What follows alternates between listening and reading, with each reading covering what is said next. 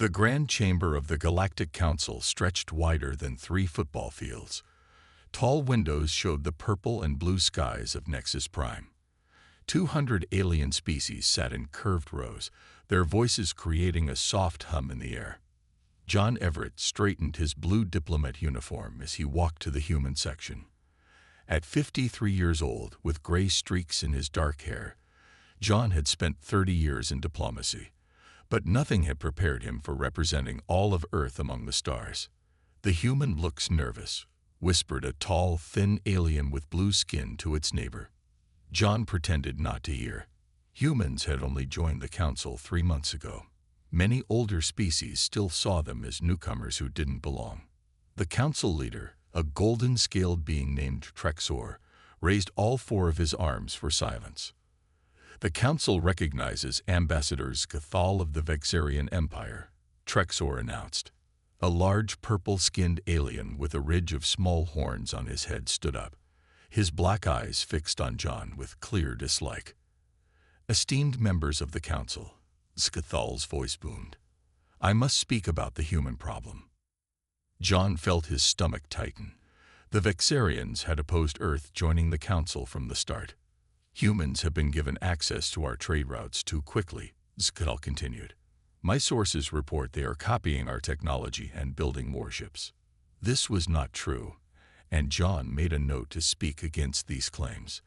But Scathal wasn't finished. "Let us be honest about what we're dealing with. Humans are primitive apes playing with technology beyond their understanding. They are children finding tools in the forest, pressing buttons without knowing what they do." A shocked silence fell over the chamber. Even species that disliked humans seemed surprised by the open insult. John stood slowly. All eyes turned to him. "The council recognizes Ambassador John Everett of Earth," Trexor said quietly. John looked around the room, making eye contact with as many different species as he could. "Thank you, Council Leader." His voice was calm and steady. "Ambassador Scathal speaks truthfully about one thing. We are young compared to many here. The Vexarian Empire explored the stars when humans were still figuring out how to farm."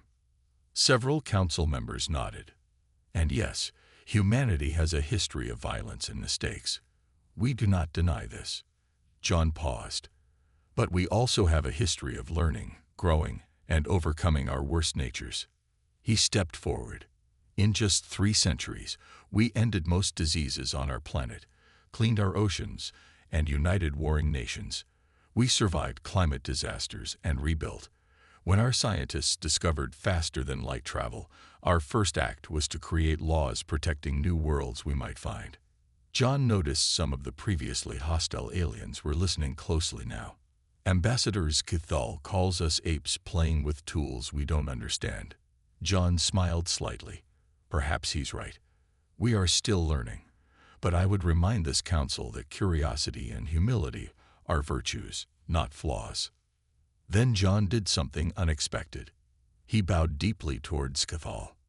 "I thank the ambassador for his concern about humanity, and I officially invite him to visit Earth as an honored guest, to see firsthand what these primitive apes have built. Our homes are open to you, Ambassador. Our schools, our cities, our hearts." Whispers spread through the chamber. No one had expected this response to such an insult. "The Vexarian Empire has much wisdom to share, and Earth would be honored to learn from you," John finished. As he sat down, many council members were nodding with approval. A few even tapped their appendages on their desks, the galactic equivalent of applause. Scathal stood frozen, clearly not prepared for this response. He had expected anger, not an invitation. What no one in the chamber knew was that the Vexarians' insult had been carefully planned to provoke humans into showing their true violent nature. The diplomatic mistake would have given the Vexarians reason to push for limits on human expansion. Instead, John's response had turned the trap back on them. Now Scathal would either have to accept the invitation or lose face before the entire council. The first move in a dangerous game had been played. "You did what?" Lisa Winters stared at John across the large wooden table in the Geneva meeting room. Sunlight streamed through tall windows, showing the rebuilt United Nations headquarters and the mountains beyond. John took a sip of coffee. I invited Ambassador Scythal to Earth. He had no choice but to accept. Lisa ran a hand through her short red hair. As Global Security Director, she dealt with threats to Earth and its colonies. The Vexarians were at the top of her worry list. John, these are the same aliens who tried to block our council membership 3 times, and now you're giving them a tour of our planet. Alan Maxwell, Earth's science advisor, looked up from his tablet. A thin man with glasses and a neat beard. Alan was usually quiet during security meetings. Actually, he said, this could work in our favor. We could show them our quantum computing centers and the moon base. Let them see we're not as primitive as they think. John shook his head. That's exactly what they expect. They want us to desperately prove ourselves, to show our military and technology like nervous children seeking approval. He stood and walked to the window, looking at the peaceful city below. The memory garden was visible in the distance, where trees from across Earth grew in soil mixed from every continent, a symbol of how humanity had finally united after the resource wars.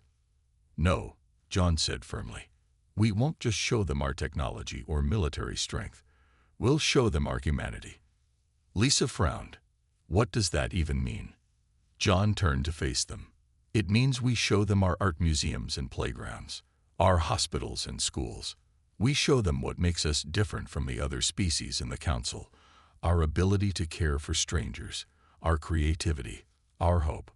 5 light-years away, aboard the massive Vexarian ship *, Eternal Dominion *, Ambassador Scythal sat in his private chamber. The walls gleamed with medals taken from conquered worlds. This human invitation is troublesome, he said to the hologram floating before him. I expected anger, not hospitality. General Vox's hologram flickered slightly. The old general had 3 deep scars across his face, marks from the Andromeda conflicts. It changes nothing, Vox replied. Accept their invitation. While you distract them with diplomacy, our scout ships will continue mapping their colony defenses. Skull touched the data crystal on his desk. It showed images of 3 human colony worlds, Eden Prime, New Horizon, and Terra Nova, all rich with resources the Vexarian Empire desperately needed. The Emperor grows impatient, General Vox continued. Our homeworld's core mines are nearly empty. We need those human territories within the year. And we shall have them, Scythal assured him. This diplomatic visit will give us valuable intelligence. The humans think they're clever, but they're young and naive. They'll reveal their weaknesses without realizing it. The general's hologram nodded. Just remember, no official treaty signatures. We need freedom to act when the time comes. After the call ended, Scythal studied the human profiles on his screen. He focused on the image of John Everett. The human looked ordinary. No remarkable physical features, no signs of exceptional strength. How did such a simple species reach the stars so quickly? He wondered aloud. The ship's AI responded. Records indicate humans advanced from early spaceflight to faster-than-light travel in just 97 years. This is the 3rd fastest technological growth rate in recorded galactic history. Skull frowned. The Vexarians had taken over 300 years to achieve the same. Prepare my diplomatic team, he ordered. Select representatives who understand human psychology. I want to know their weaknesses before we arrive. As his ship changed course toward Earth, Scythal did not realize that 6 other council species had quietly decided to join his delegation. The ancient LMR Collective and the mysterious Kronthi observers, who almost never left their territories, had requested to participate. The galaxy was watching this encounter with unusual interest. What had started as a simple diplomatic insult was becoming something much bigger. And John Everett's invitation was about to change everything. The Vexarian ship broke through Earth's clouds like a mountain falling from the sky. Its dark metal surface reflected the sunlight as it slowly moved over New York City. People stopped in the streets to look up, many recording the moment on their phones. They certainly like to make an entrance, John said, standing on the landing platform at International Arrival Station. Lisa stood beside him, her security team spread out nearby. 7 alien species when we expected one. I don't like surprises. The ship was 10 times larger than needed for a diplomatic mission. John knew this was the Vexarians' first attempt to intimidate. A beam of blue light touched down on the platform, and 8 alien forms appeared. Ambassador Scythel stood in front, his purple skin and horn ridge making him taller than everyone else. Behind him were 6 other ambassadors from different council species. But it was the last figure that made John's heart beat faster. Standing slightly apart was a tall, thin being covered in shifting gray mist. 2 glowing white eyes peered out from the fog. A Kranthi observer, Lisa whispered, "They never leave their space sector." John stepped forward with his hands open in the universal greeting position. "Ambassador Scythel and honored delegates, welcome to Earth." Scythel looked around with obvious disappointment. "This is your primary arrival station. We expected something more impressive." "We believe function is more important than appearance," John replied calmly. "This platform handles visitors from 27 worlds daily." The Kranthi observer moved forward. Its voice seemed to come from everywhere at once. "We are grateful for Earth's hospitality. The Kranthi rarely travel, but this meeting holds special interest." John bowed slightly. "We are honored by your presence." The tour began with a trip through New York City. Their hover transport moved slowly through the streets while curious humans waved and took pictures. "Your buildings are so small," Scythel commented, looking at the skyscrapers. "And your streets are chaotic." "We value individual freedom," John explained. "Each building reflects the vision of different architects. Our cities grow organically rather than by central planning." At the Metropolitan Museum of Art, the aliens walked past paintings and sculptures from human history. Scythel stopped in front of a child's painting displayed in the community section. "This has no technical skill. Why display it?" "Art isn't just about skill," John said. "It's about expression and emotion.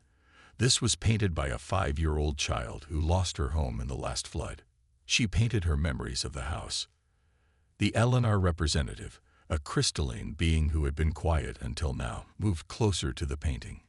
"Your species values the expressions of your young, even when imperfect." "Especially when imperfect," John replied. "Perfection isn't our goal. Connection is." The aliens seemed confused by this concept. Later, their transport stopped at a neighborhood park that wasn't on the official schedule. "Why are we here?" Scythel demanded. "Sometimes the best experiences aren't planned," John said as they entered the park. Children played on equipment while parents watched nearby. When the aliens appeared, some children stopped to stare, but most continued playing without concern. A small girl with curly brown hair broke away from the others. She walked directly toward the alien group, holding a paper in her hand. Security tensed, but John gave a small sign to let her approach.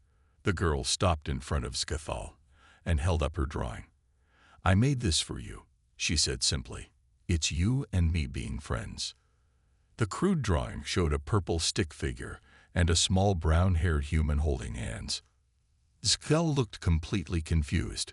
He stared at the child, then at the drawing.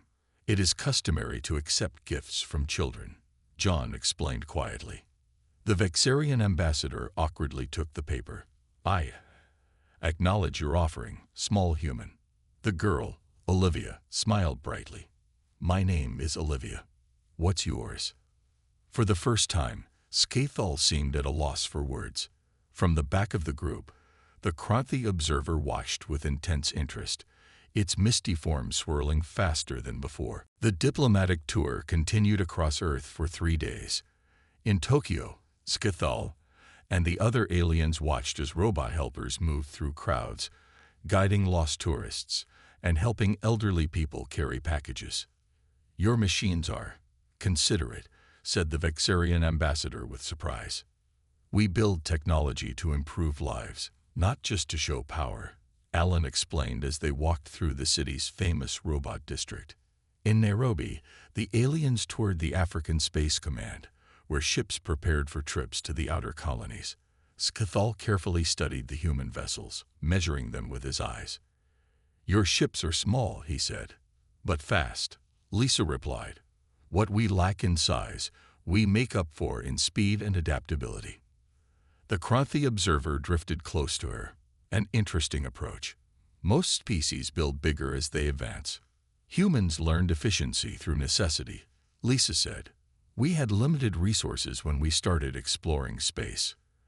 That evening in Rio de Janeiro, the delegation experienced something entirely new. A street festival with music, dancing, and food from around the world. The sound of drums filled the air as dancers in bright costumes moved through the streets. Most aliens stayed back, watching with confusion or interest. But the LNR representative swayed slightly to the music, its crystal body reflecting the colorful lights. "The vibrations are pleasant," it said to John. Later that night, John couldn't sleep. He decided to check on the security feeds, making sure their guests were comfortable. On the monitor, he noticed movement in the building's library section. He found Scathal alone among the books and digital archives, studying human history intently. "Couldn't sleep?" John asked, making the Vexarian jump slightly. "Your species' sleeping patterns are different from ours," Scathal said stiffly. "I was using the time productively." John noticed what the ambassador was studying. Earth's military history. On the screen was information about World War II. "You've slaughtered each other by the millions," Scathal observed, his black eyes fixed on John. "Over resources, territory, even different beliefs. Why should the galaxy trust such a violent species?" John sat down across from him. "We don't hide our past, Ambassador. Every species has violence in their history. But yours is so recent," Scathal pressed. "Just 2 centuries ago, you were still killing each other in large numbers." "True," John nodded. "And that history is precisely why the galaxy can trust us now." Scathal looked confused. "Explain." "Because we remember our mistakes," John said quietly. "We know the darkness we're capable of, which is why we work so hard for peace. Species that forget their violent past are doomed to repeat it." The Vexarian studied John for a long moment.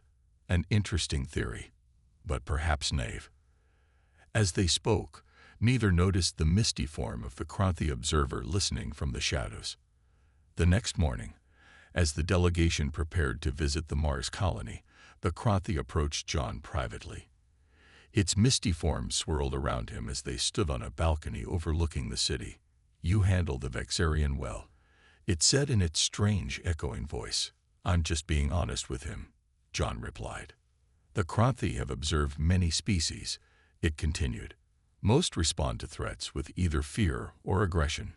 Your approach is different." John smiled slightly. "We've learned that understanding your opponent is more powerful than fearing them." Opponent. The Kranthi's white eyes seemed to brighten.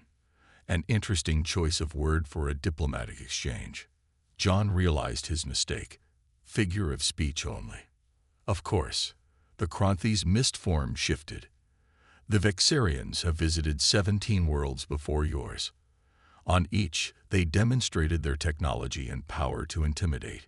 You are the first to show them playgrounds and music instead." Before John could respond, the Kranthi drifted away, leaving him to wonder why this mysterious species was so interested in human diplomatic methods. What John didn't know was that the Kranthi had been searching the galaxy for something specific, and they were beginning to think they might have found it. The red landscape of Mars stretched around them as the diplomatic party toured the main dome of Olympus City. The human colony bustled with activity. Scientists in labs, farmers tending special crops in the agricultural section, and children learning in the school pods. "Your people seem happy here, despite the harsh conditions," said the LNR representative, watching humans move through their daily lives. John nodded. "Humans adapt quickly. Many Mars residents now prefer it to Earth." Skell studied the colony's defense systems with barely hidden interest. Your shield technology is adequate, though clearly inferior to Vexarian standards. Before John could respond, he noticed Lisa Winters approaching quickly, her face tight with concern. "Ambassador Everett, may I speak with you privately?" she asked, her voice professional but urgent. They stepped away from the group, moving to a small observation room overlooking the Martian surface. "We've received an emergency transmission from Fleet Command," Lisa said quietly. "3 Vexarian battle cruisers have been detected near our frontier colonies. They're running with stealth systems, but our new deep space sensors picked them up." John's face remained calm, but his mind raced. Which colonies? Eden Prime, New Horizon, and Terra Nova. The 3 most resource-rich human settlements. This couldn't be coincidence. "How long have they been there?" John asked. "Unknown, but they're in position for orbital strikes." Lisa handed him a datapad with the sensor readings. "What do you want me to do?" John thought for a moment. "Alert our defense forces, but keep them at yellow status, not red. No obvious military movements yet." When they returned to the diplomatic group, John caught Skval watching him closely. The Vexarian ambassador seemed to be looking for signs of alarm or anger. That evening, during a formal dinner at the Olympus Mons research facility, John sat next to Skval. The room was beautiful, with windows showing the stunning Martian sunset casting red and gold light across the sky. "Your colonies are impressive for such a young species," Skval said, drinking from a glass of specially prepared liquid that matched his biology. John nodded politely. "We have much to learn, but we're proud of what we've built." Then, as servers brought the main course, John placed a small data projector on the table. He activated it, showing the sensor readings of the Vexarian warships. "Perhaps you could explain why 3 of your battle cruisers are positioned near our frontier colonies, Ambassador?" John asked quietly, so only Skval could hear. The Vexarian's face showed surprise, then quickly returned to neutral. "Military movements are not part of diplomatic discussions," he said stiffly. "They are when they threaten peaceful settlements," John replied. Skval's voice lowered. "The Vexarian Empire takes precautionary measures when dealing with unpredictable species. Your colonies are close to our trade routes." Before John could press further, the dinner was interrupted by a human officer rushing into the room. He whispered urgently to Lisa, who immediately stood up. "Ambassador Everett," she called across the room, her voice tight.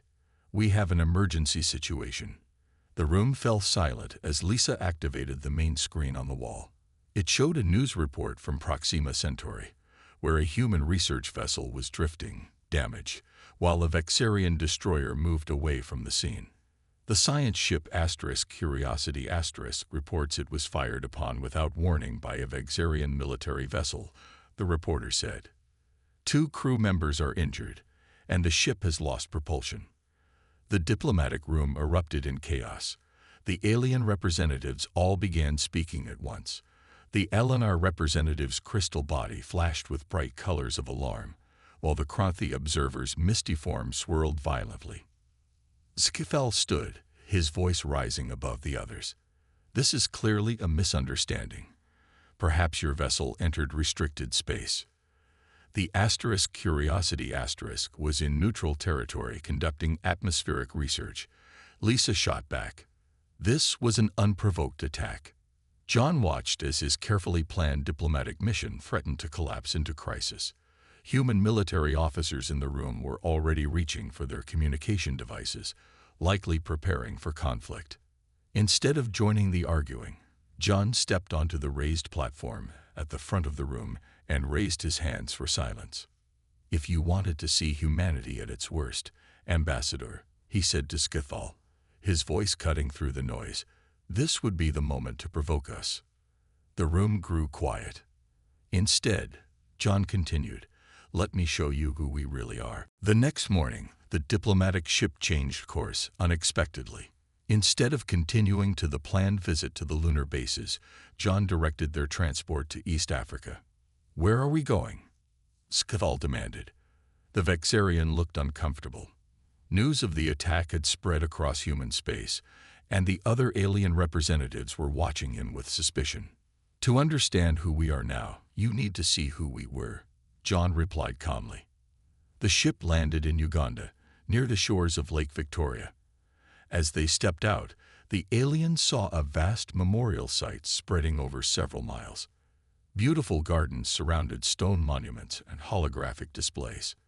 This is the Unity Memorial, John explained as they walked, built on the site where the resource wars ended. The Kranthi observer glided closer. The resource wars. Our records show this was your planet's last major conflict. Yes, John nodded.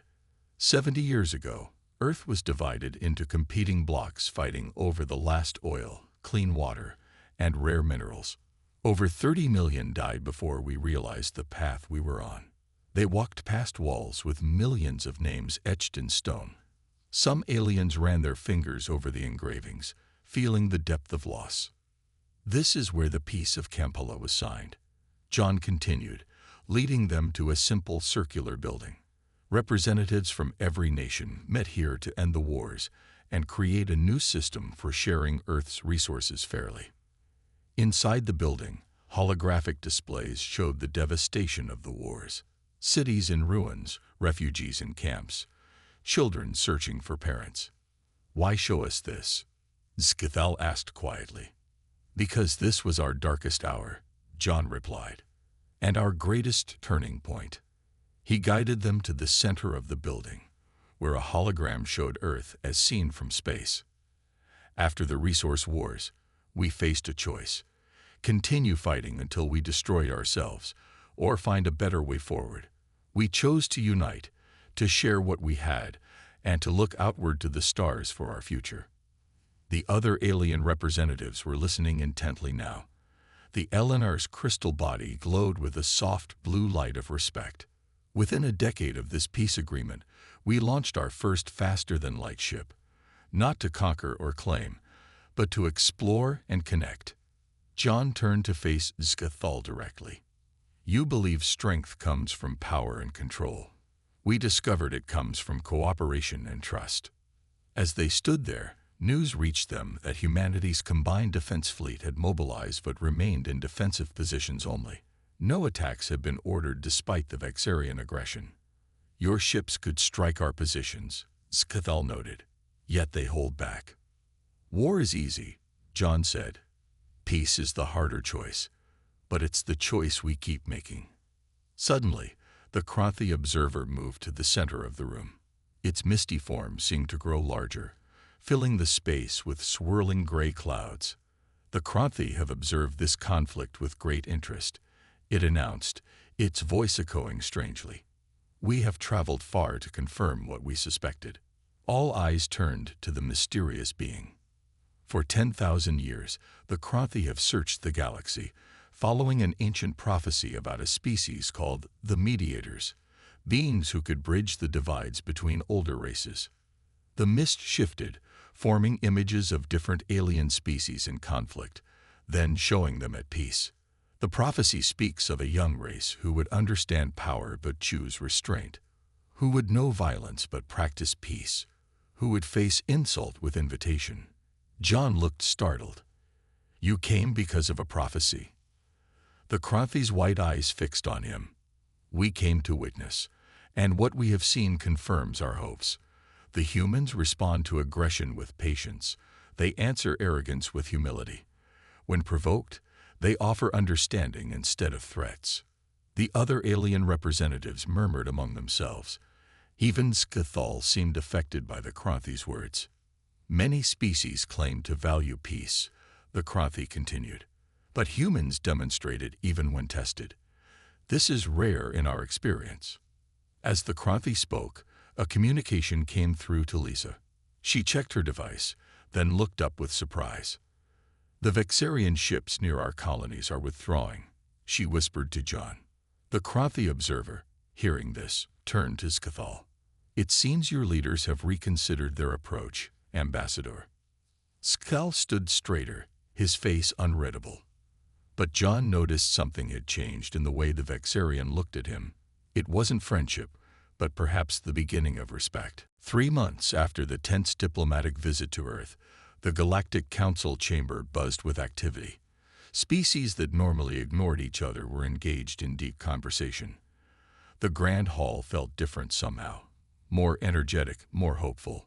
John Everett entered wearing a new uniform.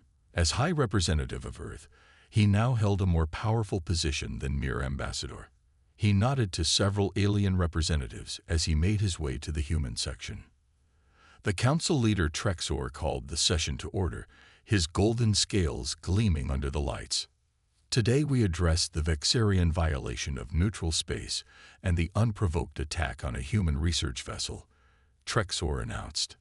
A new Vexarian representative stood. Ambassador Cathal had been recalled to his homeworld in disgrace after the failed mission to intimidate Earth. The Vexarian Empire acknowledges this grave error, the new ambassador said, her voice softer than Cathal's had been. We offer compensation to the injured humans and pledge to respect all neutral territories going forward. Whispers spread through the chamber. The Vexarians rarely admitted mistakes. Furthermore, she continued, we wish to open trade negotiations with Earth colonies, offering our mining technology in exchange for partnership, not dominance. This announcement caused even more surprise. Several species that had previously supported the Vexarians now looked at the humans with new interest. When John's turn came to speak, he walked to the center of the chamber. The room fell silent. The people of Earth accept the Vexarian apology, he began. But today, I wish to present something more important than just settling this dispute. He activated a holographic display showing a document. This is the Proxima Accords, a new framework for sharing resources and resolving conflicts between species. No more secret military buildup, no more resource wars. Instead, open discussion of needs and cooperative solutions. The details appeared on screens throughout the chamber. Many representatives leaned forward, studying the proposal with interest. Humanity is young, John continued. We don't have all the answers, but our history taught us that fighting over limited resources leads only to destruction. There is enough in this galaxy for everyone if we work together. To everyone's surprise, the new Vexarian ambassador was the first to speak in support. The Empire has spent centuries building weapons when we could have been building bridges. Perhaps it is time for a new approach. One by one, representatives from 14 species indicated their willingness to join the Proxima Accords. Even species that had been enemies for generations seemed willing to try this human approach. Then the Kronthi observer moved to the center of the chamber, its misty form towering over John.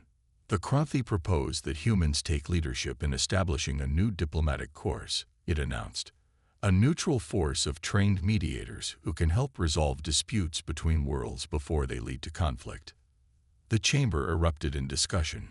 Younger spacefaring species immediately voiced support, while some older empires seemed hesitant. Why trust such an important role to humans? Asked a reptilian ambassador from the Draal Confederacy. The Kronthi's white eyes glowed brightly, because they have shown they possess what many of us have lost, the balance of strength and compassion, of confidence and humility. They know when to stand firm and when to extend a hand in friendship. As the council session ended, John stood at a window on the newly constructed Harmony Station orbiting Earth. The blue planet turned slowly below, beautiful against the blackness of space. Lisa Winters joined him, looking out at the ships from 24 worlds now in Earth orbit. Who would have thought that an insult would lead to all this? She said with a small smile. John nodded. Sometimes the universe needs a reminder that strength isn't always about firepower or technology. Sometimes it's about having the wisdom to extend a hand instead of making a fist. Their conversation was interrupted by an urgent message from communications.